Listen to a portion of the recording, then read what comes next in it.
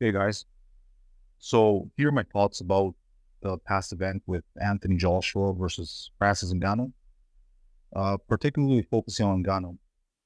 In my opinion, I didn't think it was going to go that way. Since the Fury fight, it really had everybody, including myself, thinking, okay, he can hold his own with all the top heavyweights. But it just shows that Fury either didn't take it serious. Now, after this fight, he just won't be the same. He took a lot of damage. Most people in the UFC, when they get knocked down once, the opponent jumps on top, puts a little bit more combos together, and then the ref steps in. In boxing, is different. Was allowed to get up, recover for 10 seconds, and then continue. Those are the kind of damaging fights that have a long term impact on someone's health and the ability to take a punch from them. Francis has always been known as a solid chin, and I think that led him to be cocky. He thought that he couldn't be knocked out and that he could knock out Joshua, which potentially could have because he does hit hard, and Joshua doesn't have the greatest chin, nor does he have a lot of heart.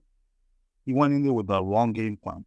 He wanted to just stick and move a little bit, just be more technical, try and confuse Joshua to be tricky, switch his southpaw. But he's not Usyk. Usyk is slick. He has all the boxing skills for amateur days. Francis does not.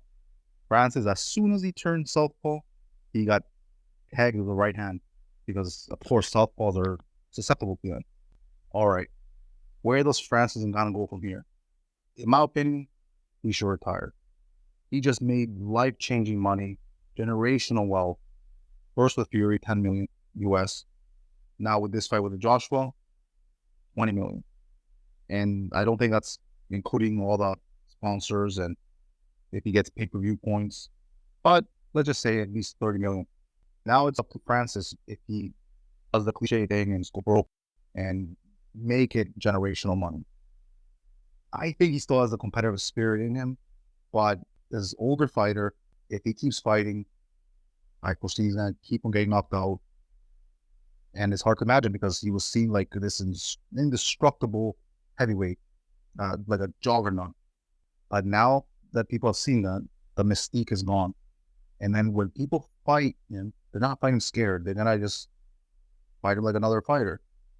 And then his confidence must be so gone.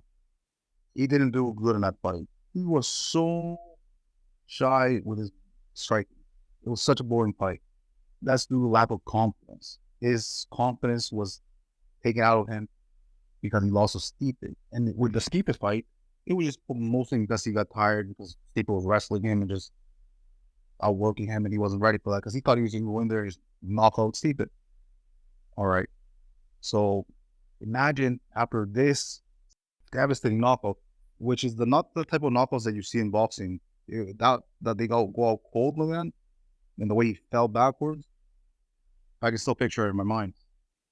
So he's gonna be so tentative, and because of that, let's say he goes to PFL and fights that monster Renan Ferreira, the guy that just knocked out Ryan Bader in the first exchange.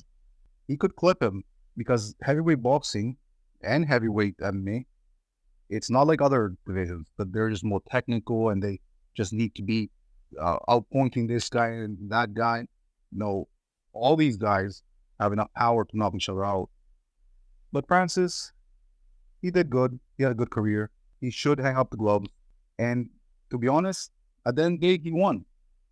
Dana, if it was up to him, he would have won the UFC, made a lot less money, and he would have had to fight guys that potentially might have beaten him because, as I said, all heavyweights can knock out one another. If he had fought Sergey Pavlovich, he stood a chance to lose.